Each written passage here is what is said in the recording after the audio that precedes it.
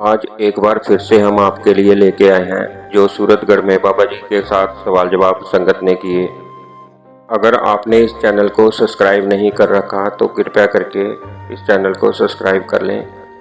आज जो सबसे पहले सवाल पूछा गया था वह था कि बाबा जी, जब परिवार का कोई मुखिया पैसे कमा के लाता है तो उन पैसों पर सभी का हक होता है, तो वैसे ही परिवार में कोई एक बंदा भजन सिमरन कर ले तो उस पर सभी का हक क्यों नहीं होता।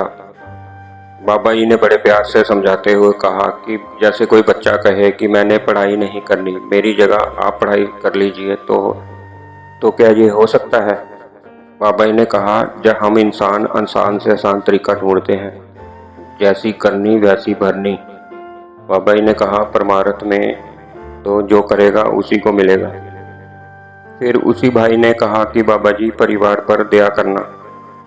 बाबा जी ने कहा कि बेटा, मालिक की तो बख्शिश ही बख्शिश है, हम लोग मालिक की बख्शिश की कदर नहीं करते। हमें मालिक की बख्शिश की कदर करनी है और हमने शुक्रिया अदा करना है।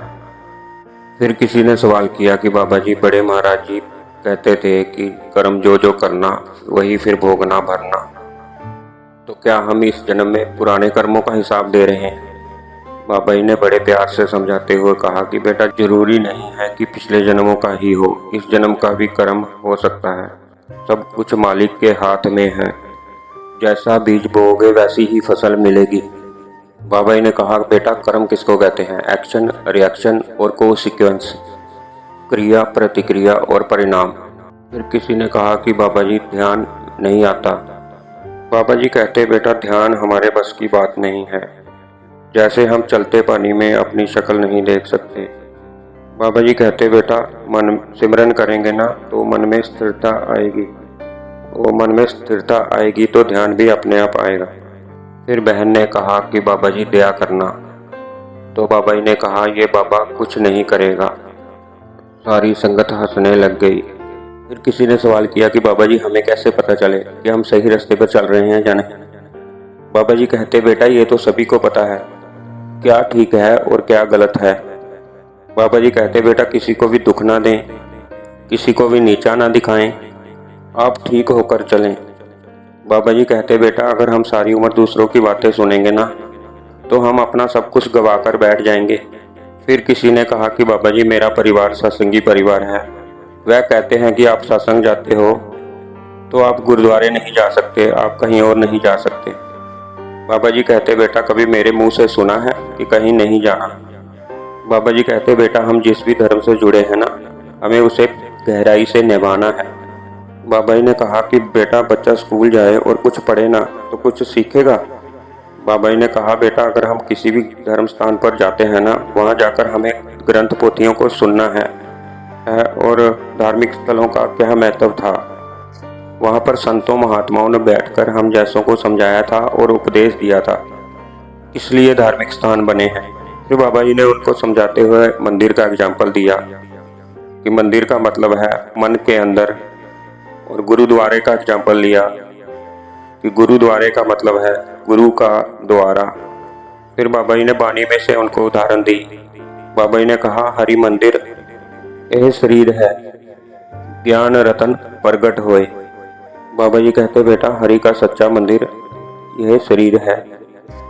फिर बीबी ने कहा कि बाबा जी, मेरा बेटा चाहता है कि वह आपका बॉडीगार्ड बने। बाबा जी ने मजाक में कहा कि मेरे को तो सिर्फ बीबियों से डर लगता है, बाकी मेरे को किससे डर है। फिर एक लड़के ने बाबा जी से कहा कि बाबा जी, मेरा ध्यान बहुत भटकता है। बाबा जी ने कहा, इस उम्र में सभी का ध्यान भटकता है। सारी संगत हंसना शुरू हो गई। बाबा जी कहते, बेटा, अभी माँ बाप की कमाई है, जितनी हो सके मौज मस्ती कर लो। फिर किसी ने सवाल किया कि बाबा जी, मैं किसी का भला करती हूँ, वो मेरी सुनते नहीं है। बाबा जी कहते, मैं इसीलिए कहता हूँ कि मैं बीवियों से डरता हूँ। बाबा जी कहते, बेटा, क्या हमारी सोच पर सारे चल सकते हैं। बाबा जी कहते, अगर एक बेवकूफ़ है तो हम दूसरे बेवकूफ़ से ना बने। बाबा जी कहते, बेटा, अगर एक गलती कर रहा है हम उससे सीख सकते हैं। फिर एक बहन कहने लगी, बाबा जी, आजकल बेटा बेटी बराबर होते हैं, फिर सारे फ़र्क क्यों करते हैं। बाबा जी कहते, बेटा, ये सारी पुराने ज़माने की बातें हैं। बाबा जी कहते, बेटा, लड़कियों ने तो राज करना है, लड़के तो आपके गुलाम बनेंगे।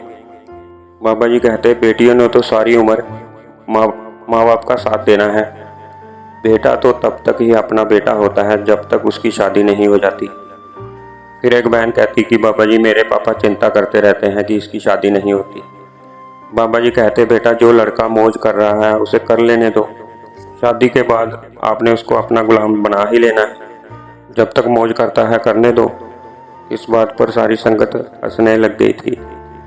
फिर किसी ने सवाल किया कि बाबा जी मेरी मम्मा को नामदान की पर्ची नहीं मिली क्योंकि वह कहते हैं कि आप केक खाते हो। तो बाबा जी केक की वजह से उन्होंने पर्ची देने से मना कर दिया।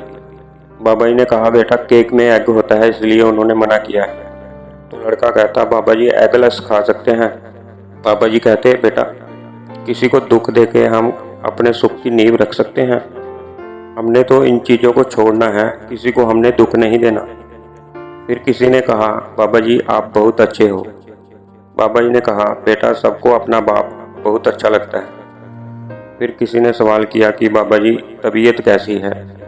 बाबा जी ने पंजाबी में कहा मैं माड़ा लगदा पिया वा। सारी संगत हंस पड़ी थी। फिर भाई ने पूछा कि बाबा जी क्या सोच से कर्म बनते हैं। बाबा जी कहते बेटा जब हम एक चीज़ को बार बार सोचते हैं ना तो वो हमारे करनी में आ जाता है जिससे फिर हमारे कर्म बन जाते हैं।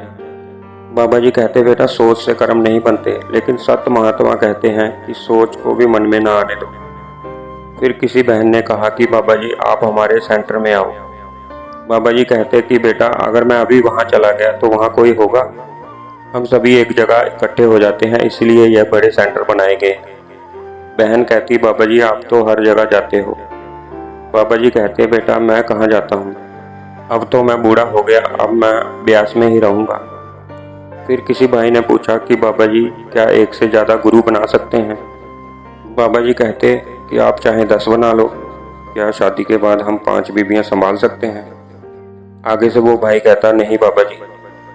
बाबा जी कहते आप सबको तो वैरायटी चाहिए, जब मौत हो जाएगी तो अंत समय कौन लेने आएगा।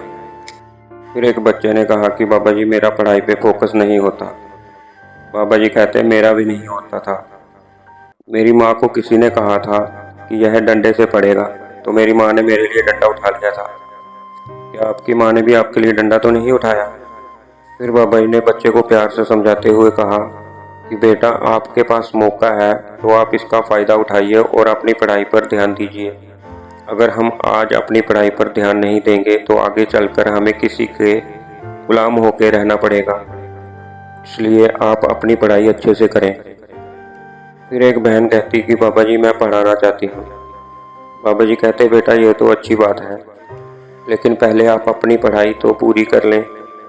बाबा जी कहते बेटा कोई ये नहीं कि आपको कोई सेवा से मना कर रहा है, पहले अपनी पढ़ाई की तरफ ध्यान दें, मालिक के हुक्म में रहें और मालिक के ऊपर विश्वास जरूर रखें। फिर किसी ने सवाल किया कि बाबा जी पृथ्वी ऐसे बनी है, साइंस ने अपनी तरफ से बहुत कुछ लिखा है लेकिन जो पृथ्वी है वो तो क्रिएटिव पावर से बनी है, फिर साइंस ने ऐसा क्यों लिखा है।